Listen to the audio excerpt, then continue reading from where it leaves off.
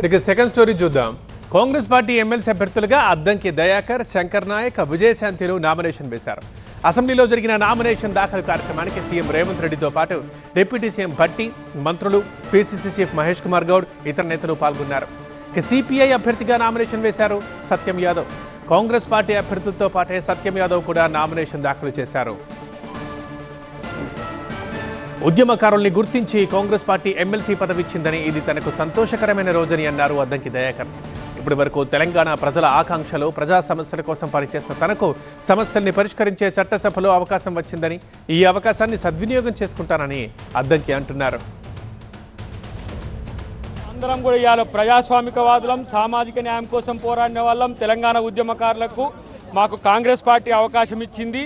ఈ అవకాశం తెలంగాణకు మేము మళ్ళీ పునరంకితమయ్యే అవకాశం మాకు కల్పించినట్టుగా భావిస్తున్నాం.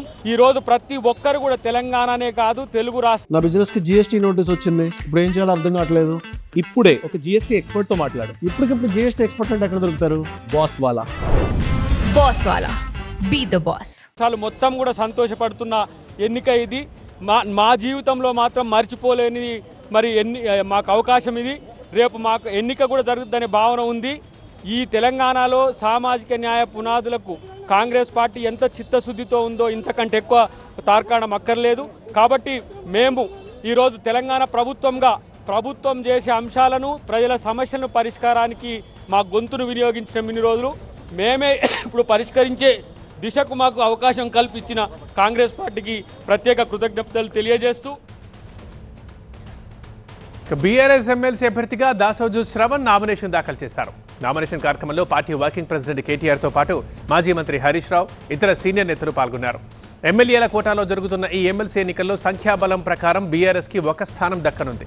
అయితే బీఆర్ఎస్ అధిష్టానం గతంలోనే గవర్నర్ కోటాలో ఎమ్మెల్సీగా శ్రవణ్ పేరుని సిఫారసు చేసింది. కానీ అప్పట్లో గవర్నర్గా ఉన్న తమిళిసై శ్రవణ్ పేరుని తిరస్కరించారు. ఈ విషయంపై బీఆర్ఎస్ పార్టీ కోర్టుని కూడా ఆశ్రయించింది. గతంలో మిస్ అయిన ఎమ్మెల్సీ స్థానం ఎట్టకేలకు మళ్లీ దాసోజు శ్రవణ్నే వరిస్తోంది. ఎమ్మెల్యేల కోటాలో జరుగుతున్న 5 ఎమ్మెల్సీ స్థానాల ఎన్నికకి కాంగ్రెస్ పార్టీ 3 అభ్యర్థుల్ని పోటీలో నిలపగా సిపిఐ ఒకరిని, బీఆర్ఎస్ ఒకరిని బరిలోకి దించాయి. దీంతో 5 ఎన్నిక లాంఛనమే కానుంది. ఈ నెల 11న నామినేషన్ పత్రాలు పరిశీలిస్తారు. అభ్యర్థిత్వ ఉపసంహరణకి 13న మధ్యాహ్నం వరకు గడువు ఉంటుంది. 5 స్థానాలకు 5 కంటే ఎక్కువ మంది అభ్యర్థులు పోటీలో ఉంటే ఈ నెల 20న ఎన్నిక ఉండేది. కానీ బీఆర్ఎస్ కూడా ఒక అభ్యర్థినే ప్రకటించడంతో పోటీలో ఇప్పుడు 5 మిగిలారు. దీంతో ఎన్నిక జరిగే అవకాశాలు దాదాపు లేనట్లే. 13న ఉపసంహరణ గడువు ముగిసిన తర్వాత అభ్యర్థులు ఏకగ్రీవమైనట్లు శాసనసభ ఎన్నికల రిటర్నింగ్ అధికారి ప్రకటిస్తారు.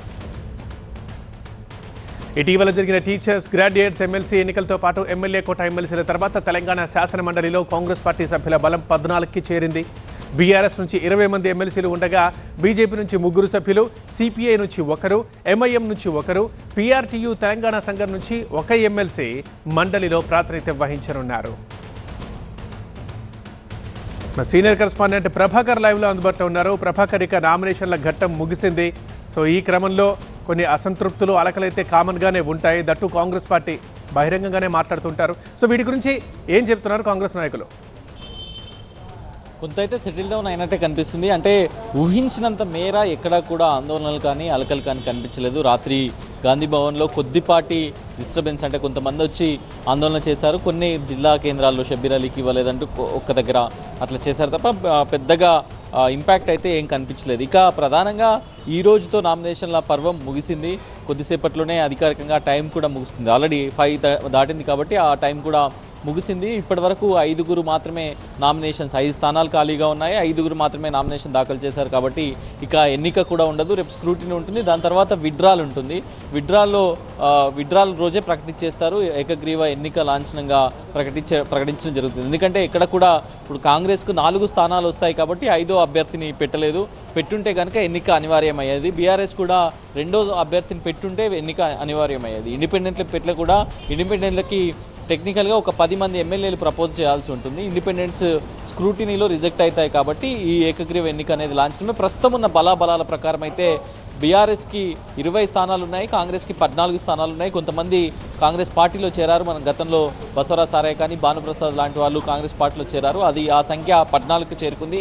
బీజేపీకి ఇంతకుముందు ఒకే స్థానం ఉండేది. మొన్న 2 గ్రాడ్యుయేట్ ఒకటి, టీచర్స్ ఎమ్మెల్సీ ఒకటి, మల్క కొమరయ్య అట్లాగే అంజిరెడ్డి ఇద్దరు కూడా గెలిచారు కాబట్టి 3 స్థానాలకు చేరుకుంది. ఇప్పుడు సిపిఐ కొత్తగా సభలోకి ఎంట్రీ అయింది. ఎంఐఎం ఆల్రెడీ ఒక సభ్యుడు ఉన్నాడు. ఇంకొకటి ఉపాధ్యాయ ఎమ్మెల్సీకి సంబంధించి ఒక ఇండిపెండెంట్ అభ్యర్థి ఉన్నారు. మొత్తం 40 స్థానాలకు కానీ ఇప్పుడు కొంత బలం అయితే వచ్చింది. ఇప్పటికీ మెజార్టీ స్థానాలు బీఆర్ఎస్ దగ్గరే ఉన్నా కూడా 14 స్థానాలకు కాంగ్రెస్ పార్టీ చేరుకుంది.